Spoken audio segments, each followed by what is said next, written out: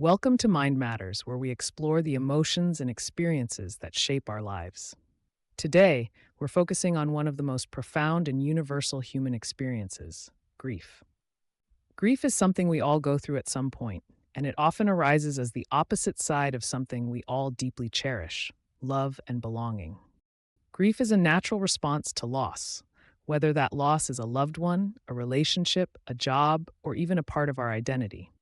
It's the price we pay for love and attachment, and while it's incredibly painful, it's also part of the healing process. In this video, we'll explore the 5 stages of grief, as first outlined by psychiatrist Elizabeth Kubler-Ross, and what they mean. We'll also talk about how grief relates to the human need for love and belonging, and how we can navigate this journey with self-compassion. Let's get started. Grief is a deep emotional response to loss, and it can manifest in many ways. It's not just about death, although that's often the most common trigger. Grief can come from the end of a relationship, the loss of a job, a significant change in life circumstances, or even moving away from a place that felt like home. At its core, grief is the emotional counterpart to love and belonging. When we lose something or someone we care deeply about, we feel the pain of that loss because of the attachment we had. The greater the love or connection, the more intense the grief. This emotional pain is often misunderstood as something to be fixed or overcome, but grief isn't something you just get over. It's a process, a journey that looks different for everyone. Understanding the stages of grief can help us make sense of what we're going through, but it's important to remember that these stages are not linear.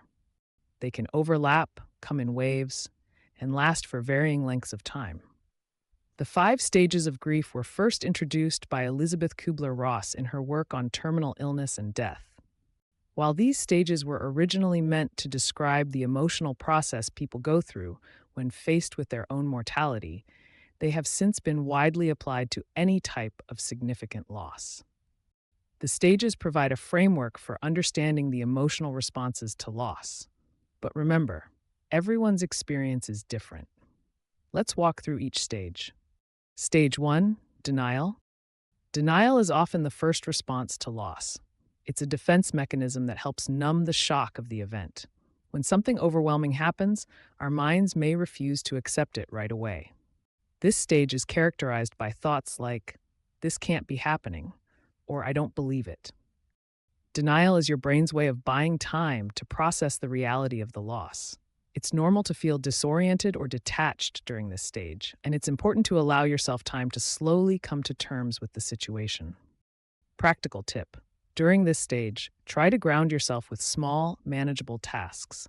This can help bring some sense of normalcy as you process the initial shock. Stage 2, anger. After denial starts to fade, anger often emerges. Anger is a powerful emotion that can feel directed at the person who has died, at yourself, or at others around you, even if they had no control over the situation. You may find yourself asking, "Why did this happen?" or "Who is to blame?" Anger is a natural part of the grieving process because it helps us express the intense pain we're feeling. It's easier to be angry than to sit with sadness, and in some cases, anger can help push you toward healing by acknowledging the depth of your hurt. Practical tip: try to channel your anger in healthy ways, such as through physical activity, journaling, or talking to someone you trust. Stage 3, bargaining. The bargaining stage is often marked by what if or if only thoughts. This stage arises from a desire to regain control, to somehow undo the loss or make it less painful. You might think, "If only I had done this differently," or "What if we had more time?" Bargaining can bring up feelings of guilt, as we may dwell on things we think we could have done to prevent the loss. However, it's important to recognize that loss is often beyond our control. Practical tip: write down your thoughts during this stage to help process feelings of regret or guilt. Remind yourself that these feelings are a natural part of grief, and no one can control all the variables that lead to a loss. Stage 4, depression. Depression is one of the most difficult stages of grief. This is when the weight of the loss fully settles in, and feelings of sadness, emptiness, or despair take over.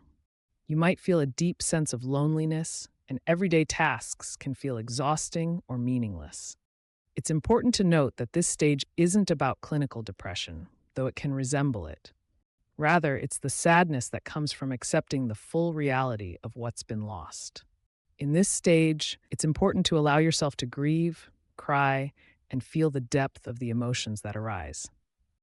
Practical tip: surround yourself with supportive people during this stage, but also give yourself permission to grieve in solitude when needed.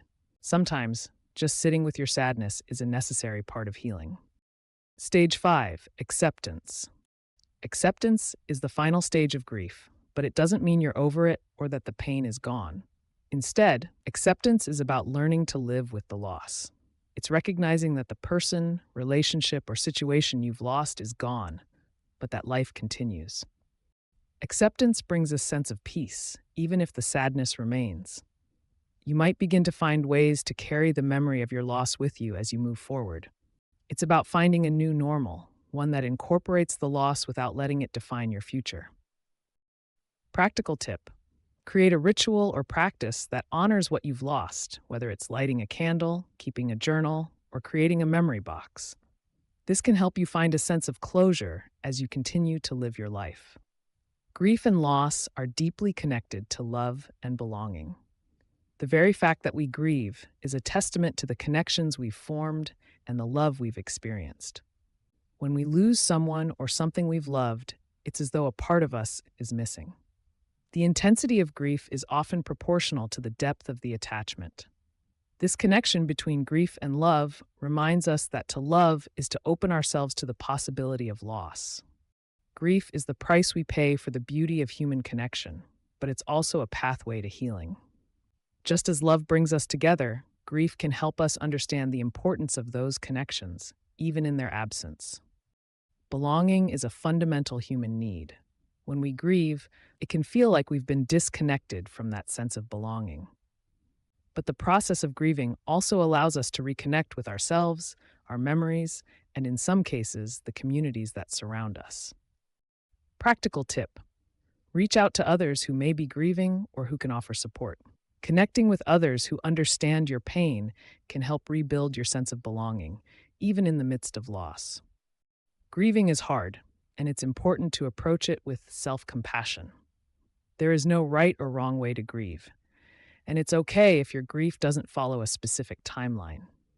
Some people move quickly through the stages, while others take longer to process their emotions. It's also normal for the stages of grief to overlap or resurface, even after you've reached a place of acceptance.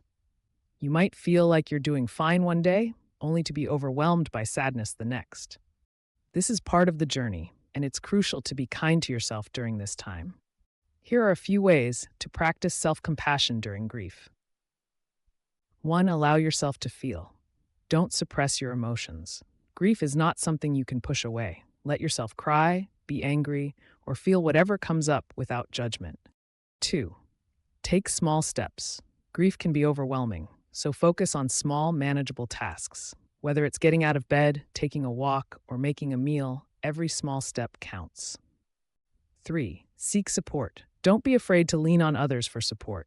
Whether it's talking to a friend, joining a support group, or seeking therapy, having others to share your feelings with can make the burden of grief feel lighter. 4. Honor your grief. Grief is part of the human experience. Recognize that your grief is a reflection of the love and connection you had, and that it's okay to feel deeply. Grief is a complex and deeply personal experience, but it's also a reflection of love, connection, and belonging. While it can feel overwhelming at times, the process of grieving allows us to heal, grow, and find new ways to carry the memories of what we've lost. If you or someone you know is struggling with grief, remember that you don't have to go through it alone. There is help, there is support, and most importantly, there is hope. Thank you for watching Mind Matters. If you found this video helpful, don't forget to like, subscribe, and share. And as always, take care of yourself and each other. Until next time.